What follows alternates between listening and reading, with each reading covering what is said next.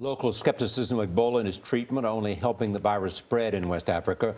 There are nearly 8,400 cases in the region. The virus killed more than 4,000 people so far.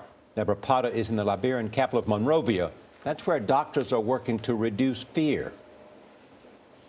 Good morning. Shock and denial are slowly changing in Monrovia as communities get directly involved in the fight against Ebola.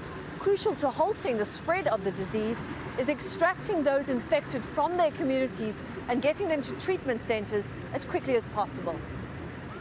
These extraction workers are on yet another run. They've been called to the sprawling slum of West Point, where a spike in Ebola deaths this past summer led to a brief quarantine of the entire area.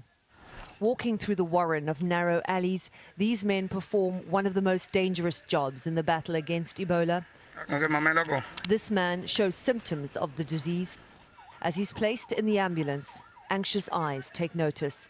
He is then taken to the Doctors Without Borders Ebola Treatment Centre, known as Elwa 3. The centre has a 250-bed capacity and is run under strict rules of hygiene and protection. Many of the staff working here are Liberians who offer their services in a bid to rid their country of this terrible virus. The training, it never really ends, and it shouldn't. There needs to be ongoing training, and you need to always be hypervigilant. Dr. Dan Lucy is one of the world's top virologists. He used to work in the ivory tower of Georgetown University, a far cry from the makeshift Doctors Without Borders treatment unit to which he has volunteered his time and skills.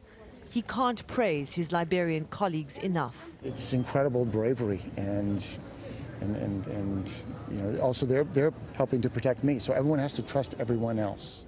Amidst the horror, there are slivers of hope, like these two survivors who place a handprint on the wall to mark their incredible recovery. Dr. Lucy tells us about a family of 3 that he treated and ended walking out of the clinic Ebola-free. At first, he thought the 3-year-old child would not make it. Fortunately, both their mom and dad were here, but they were also both quite sick. But then they recovered adequately and took turns. The mom and dad took turns helping the 3-year-old daughter. And now today, it's one of the best days of my life because they're survived. Teams of psychologists are on hand to assist even doctors deal with grief and trauma. But more importantly, they are there to help patients with Ebola who often end up dying alone. And for those lucky enough to survive, they help with their reintegration into communities where they are sometimes ostracized because of the stigma of the disease. Charlie, Nora, Jane?